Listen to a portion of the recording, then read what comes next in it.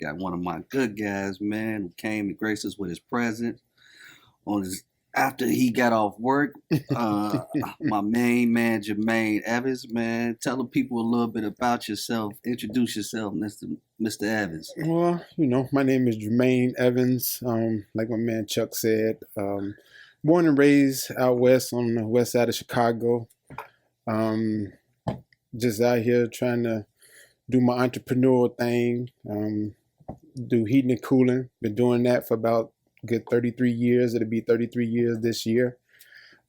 Also teach at a HVAC trade school at least 2 nights a week. Do a little bit of real estate. Do rehab, do some rehab and some flipping. Hold some of the properties for rentals. So just do a few different things. Try to keep a couple of dollars coming in. Yeah. Mm-hmm.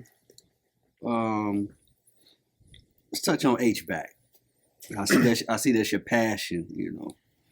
Guy told this guy just tell y'all, man. He helped me put a part on my furnace when he wasn't even there. He walked me through it. Man, cold blooded. Where did HVAC start for you, and what made you get certified? Well, believe it or not, man, HVAC started for me really by chance. You know what I mean? I don't have my dad, my uncles, or nobody is in the trades. So probably around my senior year of high school, some guys came, my grandmother stayed in some row houses. Some guys came through just to change out the furnaces and stuff like that. They were doing some rehabbing to the actual development. And I just started going down there asking questions. I didn't really know what I wanted to do pretty much after high school. I didn't want to go to school for a long time. I wanted to be a veterinarian or a marine biologist, but I'm just like, man, that's too long to go to school for. You know what I'm saying? So got into talking with them. So they turned me on to Coin American, the trade school. So once I graduated out of high school, I actually got plugged in with a heating and cooling company. And I was supposed to be just sitting there to do their security work, watching their trucks and different things like that. Started talking with them. They started inviting me into the customers' houses. Started following them, picking up on what they was doing. And it was just steady interest in me. You know what I'm saying? So once they, was showing me all this, I started getting my hands on. They told the owner about me that I catch on real fast. And he came out, he was like, man, I'm how the guys teach you how to do this, So happened, they started teaching me. Job ended. They have hired me on full time. The crazy part about it, I ended up they tried to carjack me that summer. You know what I mean? So I took my car up, so I couldn't even make it to the job, full time. So sitting around the crib trying to figure out what I'm gonna do. I'm out of high school now. End up enrolling in trade school and been doing it ever since. What was the hardest part about learning HVAC? I know it's dangerous dealing with gas and all of that. Well, if you're mechanically inclined, it's really not difficult. You know what I mean? A lot of stuff is just repetition. You know what I'm saying? As long as you continue to keep doing something over and over again, you know what I'm saying? And you know how to work some tools, everything else is kind of teachable. You know what I'm saying? So I don't think that I can really point out the really one difficult part of it. Okay. You know what I mean? So what was one of the toughest jobs that you encountered? Okay, let me ask it that way. Well, one of the toughest jobs that I've encountered, you're saying over my career? Oh, yeah, over your career. Yeah, your 33 long years career. Well, I really can't say that it's been a tough job. I think, because I've been doing it so long, I think it's like with any other job. You're going to have your good days and you're going to have your bad days. You know what I'm saying? It's just really kind of just a long day. You know what I'm saying? Where something can be where anything that can go wrong on that job, like let's say you put in the furnace, can go wrong. That's a bad day for you. You know what I'm saying? Opposed to like if somebody's working in the office and, you entering charges, you know what I'm saying? So a long day or just a bad day, but I wouldn't really say that it's been one that's really difficult that stood out. Stood out. Okay. I know me and you personally touched on this, but just tell the audience, you teach HVAC now at your 33 years in service of HVAC on Tuesday and Thursday. What made you decide to step into that role?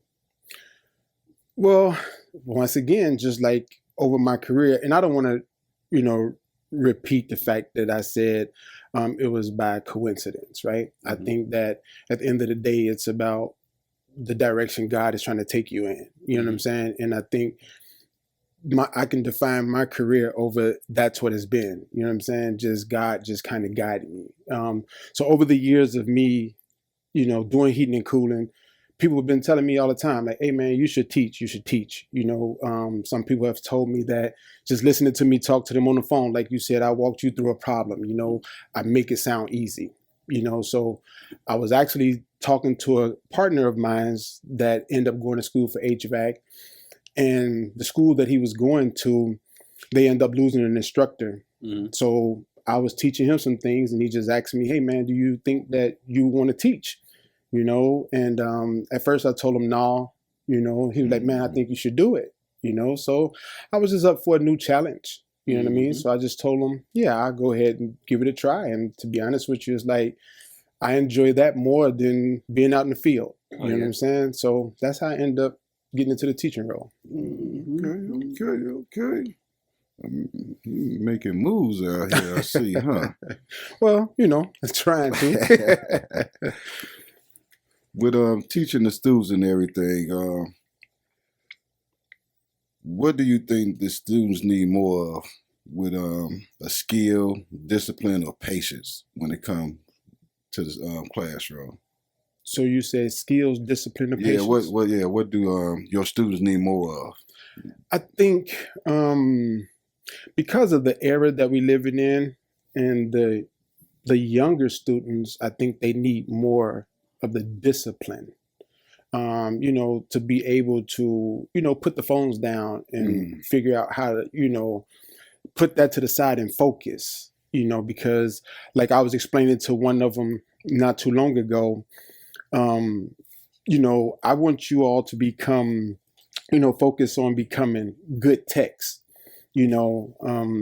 because if you don't learn how to be a good tech, you know what I'm saying, and you focusing on watching your phone. Exactly. Once you get out in the field, you know what I'm saying, you're not going to hold a job long.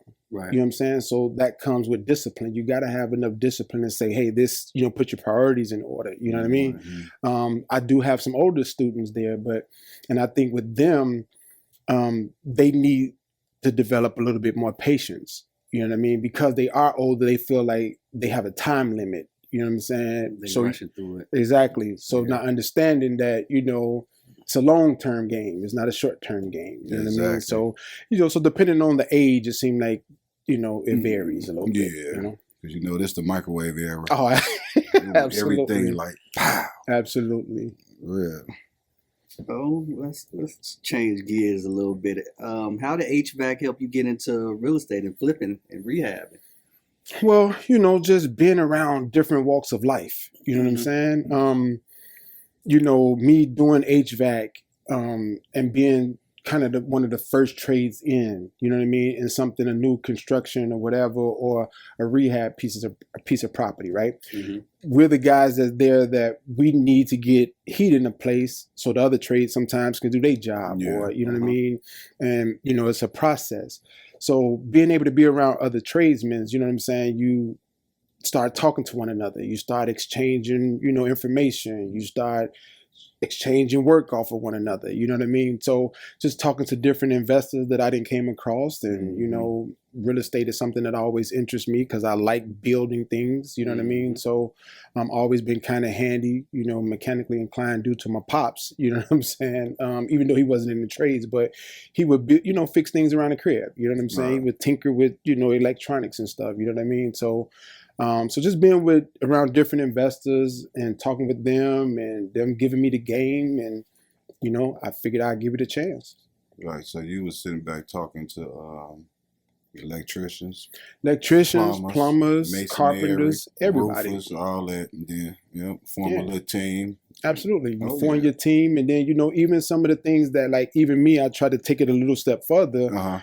I learned a lot of the other trades. You know what I mean? So I know how to do plumbing. I know how to do electrical. I know how to do lay tile, drywall, tape mud. You know what I mean? So only thing that I really don't do is roofing. You know what I'm saying? Not because I'm afraid of roofs, but I just never tried to learn it. You know what I mean? Yeah. But I never, me being eventually transitioning to a general contractor, I never wanted to be able to be at somebody else's mercy. Right. You know what I mean? So if my electrician don't show up and you got another job, I understand, because that's the way we all make our money. You know what I'm saying? And if you're working for yourself, you might get caught up and tied up on another job. But, so me, I learned other people's trades, so that way, if you got to be gone for 2 weeks, I don't slow my process down. You know what I'm saying? Because I don't need clients calling me and saying, hey, how much longer? You know what I'm saying? Right. So I'm waiting on my electrician. You know what I mean? So we're gonna be 2 weeks out because he went to Honolulu for 2 weeks. Absolutely. And if you get enough tradesmen 2 weeking you to death, now your project 2 months behind. Yeah, you know what I mean? So most definitely. What are one of the misconceptions that investors kind of take for granted or overlook from a HVAC perspective with rehab in a property? I think that one thing that they take for granted is when you do have good tradesmen. You know what I'm saying? When you do have good tradesmen, some of them overlook that because you're worried about your bottom line instead of trying to build a relationship with that person. You know what I'm saying? You always thinking about, how can I maximize on my dollar? Not realizing that sometimes you got to give that person an extra dollar, you know what I'm saying? So they can go and do what they need to do. So I think that's one thing that they take for granted. And one thing that I think that they also kind of overlook is that, things take time. You know what I'm saying? Like, if you're not in the trades, you know what I'm saying? You got to give yourself a little bit more mess up room. You know what I'm saying? Opposed to trying to stick to that deadline. You know what I mean? So I think sometimes they don't take that into consideration as much. You know what I'm saying? Because it's all about their numbers or their spreadsheets and how they going to bring this job in on time. You know what I mean? So you also get what you pay for. Absolutely. Quality work. Absolutely. I totally agree with that. So has HVAC ever like over budgeted deal, so the deal didn't go through? Oh, absolutely. Sometimes I think it could have broke a deal because, like how, Chuck just said, if you're used to trying to stick to a budget, right? And then let's just say you was used to dealing with an HVAC guy who gave you some okay work. You know what I mean? So now you're trying to base your budget off that. Yeah. You know what I'm saying? And then you get a guy that has some quality and some standards of his work. Now you're looking at him and saying, hey, you know what I mean? You overcharging. You overcharging, right. You know what I'm saying? So then with the newer guy, you know what I'm saying? Like they don't understand that, like he said, you get what you paid for. You see what I'm saying? So now he may have had got you those other deals, but now you can't use them because maybe his stuff didn't pass inspections and different things like that. So now you're looking at a guy like me who can get you that quality work and get you past inspection, but now I'm, $2,500 more.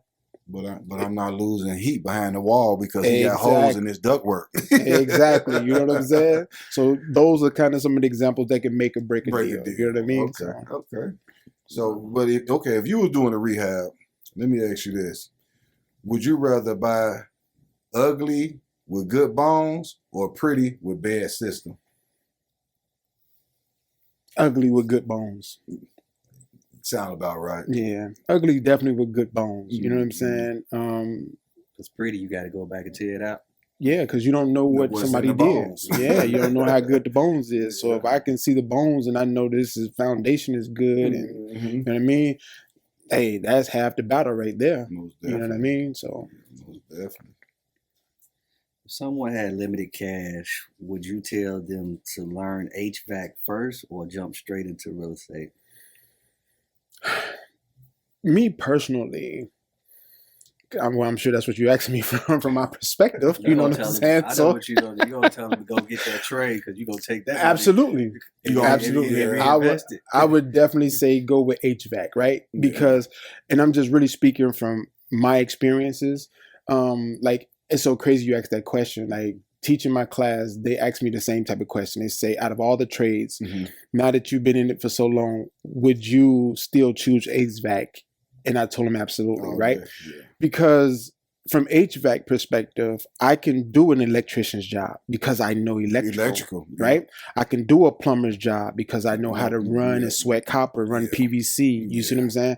I can do, all these other different trades that branches off from HVAC, right?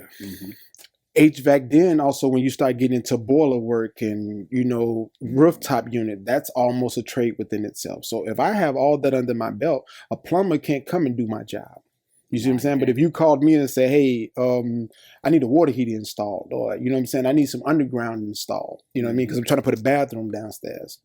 See how HVAC allowed me to be able to transition into those other trades, right? So it allowed me also to transition into real estate. So I would still always choose HVAC would be the best money, bang for your buck. You know what I'm saying? Sure. Sound about right. In your perspective, HVAC is the best trade out of the trades to have. 100%. You know what I'm saying? And I'm not saying that from a biased perspective. You know what I'm saying? Because you've been in it 33 years. No. So I'm definitely not biased. You know what I'm saying? But, I just, like I just explained, I think it opens so many other different doors. You know what I mean? And I've been in Local 597 Pipe Fitters Union. I love that work. That's just really another branch of HVAC, but it's just only reason why I didn't stick with it because of the politics. You know what I mean? In it, like, meaning that once you journeyman out of it, right? Now, the majority of mechanical companies don't really keep full-time employees, right? Because let's just say they're doing a big high rise, right? They'll go and call the hiring hall and say, hey, you know what? We need 100 fitters. You see what I'm saying? So now you get 100 fitters come and they man that job. But as that job progresses and we start making, progress on it, we start laying men off. Right. Yeah. So now you got to go there and put your name back on the hiring hall. Yeah. And then now you got to wait for another call. You know what I mean? So, I didn't see so many different, aspects of the different trades. You know what I mean? And the majority of those, unions work that way. You know what I mean? It's like, so if you're not plugged in, how long you going to keep working? So if I'm paying you $50 an hour, you know what I mean? And you working 6 months and you're on unemployment 6 months, you might as well go do some residential stuff and stay working full time. Full time all through the year. You know what I mean? So, break it down for our young and our older audience. How can HVAC be used as a cash engine to fund a real estate deal? Just break it down like one of your projects that you did. How could it be a cash? Well, of course, because for me, right, because of the years that I've been doing HVAC, it also allowed me to purchase a lot of my properties without using a bank. You know what I mean? Because let's just say, for instance, and I don't want to say it like it's any given, but let's just say if I have a decent client base, right, I can, do a job for somebody and I can make me $10,000, you know what I'm saying, for a week's worth of work. You know what I'm saying? Like, how many jobs can you go and do that to where you can say, I can make 10 grand like that? You know what I'm saying? So if I'm disciplined enough, those tens, and if I'm still over here working, because see me, I've always held a full-time position as well, even though I still kind of ran my own business, right? Okay. Because I had children at the time that I still needed benefits for. You know what I mean? So those long nights of me staying and sacrificing, not going to cheerleading competitions and basketball games, you know what I mean? But securing a future to be able to go over here and make me $10,000 in a night, sacrificing 3-4 hours after work. You know what I'm saying? That can then turn around and take that money, and I was able to buy real estate with it. So that's how I funded a lot of my own deals. You know what I mean? Okay. I didn't use banks. You know what I mean? So, which it can be a good thing and a bad thing. You know what I mean? Because some people swear by using other people's money. So I'm not against that either, because now that I've learned, I believe in that now. You know what I'm saying? Let me use somebody else's money. Don't You know what I'm want to saying? tap Because I your don't own want to capital. right. I don't want to be cash poor. You know what I'm saying? I might can look good on paper, but now if I need some cash, you know what I'm saying? By funding my own deals, it's tied up. You know, so Yep. Just to encourage the youth, can you tell them a little bit about how HVAC has funded your real estate portfolio? Maybe give them, not everything, just a little bit of what you have accomplished, from HVAC in the real estate world. Well, like we just elaborated a little bit on that. So, it has allowed me to fund my own real estate, and me doing a lot of the work myself is what now pretty much all of my properties, I don't have no notes on them. You know what I mean? So doing it the way that I just described, you know what I'm saying, is a way that now, you know what I mean? If like I say, when we talk about, I look good on paper, but do I have the cash to tap into right now? No. But if I get into a jam, you know what I mean, I can always go and leverage one of those. You know what I mean? So I think my question was, tell them a little bit, just, people like to know numbers. What's your real estate portfolio looking like from? How many doors you got? So right now, 6. 6 doors? So I have 2 multi-unit buildings and 4 single-family homes. Okay. That's a great portfolio. Yeah. That's a great body of work, Yeah. The youngsters out here, man, think it can't be done here. That's my man right here, living proof, man. Yeah. Yes, and he got some toys too. I'll let him decide if he want to talk about that. Yeah, we'll save that for the next episode. Yeah. But what advice would you give someone tired of being broke but too scared to start? I mean, we gotta, somebody who's tired of being broke but too afraid to start. Yep. What they say, it's so crazy. I read a quote just the other day. It's so crazy. It says, fear and faith can't live in the same mind. You know what I mean? So if you really, have your faith and you believe in the Most High God, whatever you want to call him, you gotta just take a chance. You know what I'm saying? That would be, my encouragement to just say, man, bet on yourself. You know what I'm saying? You have to. Got to. Yeah, got to. Because what do they say also? Nothing beats a failure but a try. Yeah. So if you don't never try, you don't know if you fail. Exactly. So. Yeah, you right about that. 5 years from now, what do you see HVAC and real estate taking you? Me personally, or do I just see it taking off, period? Me? It's so crazy you say 5 years, because that's what I'm working right now, my 5-year plan, right? So my 5-year plan, I can see me retired. You know what I mean? That's where I can see it taking me. You know what I mean? And what I mean by retired, like I'm the type of person that I could never sit at home, right? I'm always need something to do, whether I'm going to check on a project or something. But when I say retired, that means that if I choose to go and do something. And want to get out. And I want to do something. Yeah, most definitely. But we appreciate you coming through and spitting them gems for everybody and letting them know it can be done from an entrepreneur perspective and a working perspective at the same time. We know you don't have no social media, but won't you tell the viewers and some of the kids where your school at and how they can contact the school to get in your class for the HVAC? Okay, so we're actually located out in West Chicago. It's called West Chicago Professional Center. We're located at 245 West Roosevelt, West Chicago. You know, so I can't tell you the actual number offhand, but you can always Google it. Okay. And you should be able to pull it right up, and you can reach out. What's the name of the school? Do they have a website that they can research? Yeah, it's called West Chicago Professionals. Oh, okay. Yeah. I'm sorry. You did say that. Man, I appreciate you taking time out your busy schedule, man, to come sit down with us. And man. making all that money off HVAC to come sitting here with us.